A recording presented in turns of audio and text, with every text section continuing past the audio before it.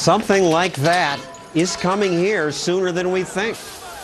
Okay, I don't know if Americans will riot, but the deficits that caused that there in Greece are about to happen here.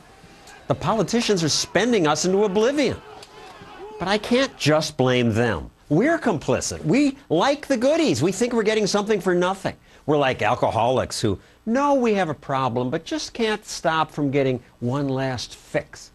It's like one more infrastructure bill, or this jobs plan will jumpstart the economy. That'll be great. Then we'll kick our spending addiction once and for all. But we don't. We don't stop spending. Here's a graph of America's spending. I mean, look at this. This is what we spend now. This is everything. War, Medicare, Social Security, discretionary spending, the whole enchilada.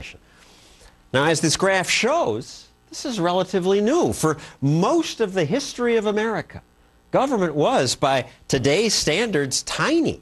When we grew the most, government was less than 5% of GDP. Government grew more. Here's World War I, during the wars, World War II, but then it shrank again.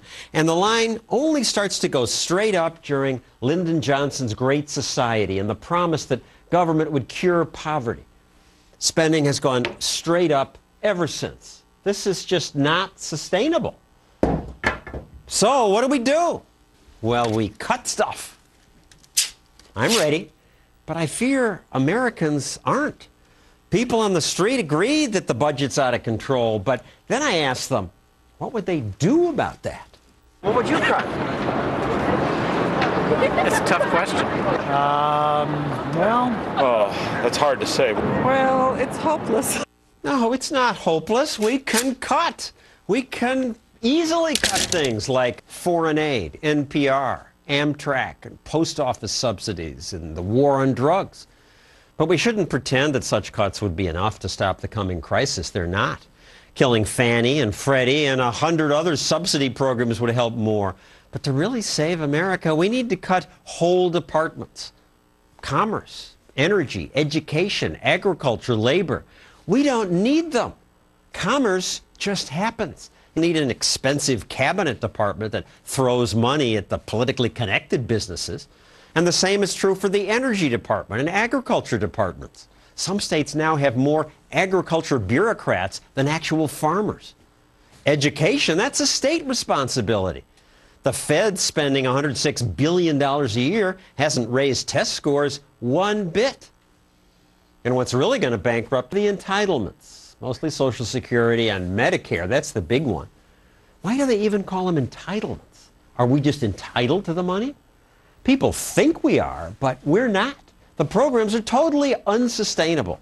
We now live so long that most of us get back about 3 times what we paid into these programs.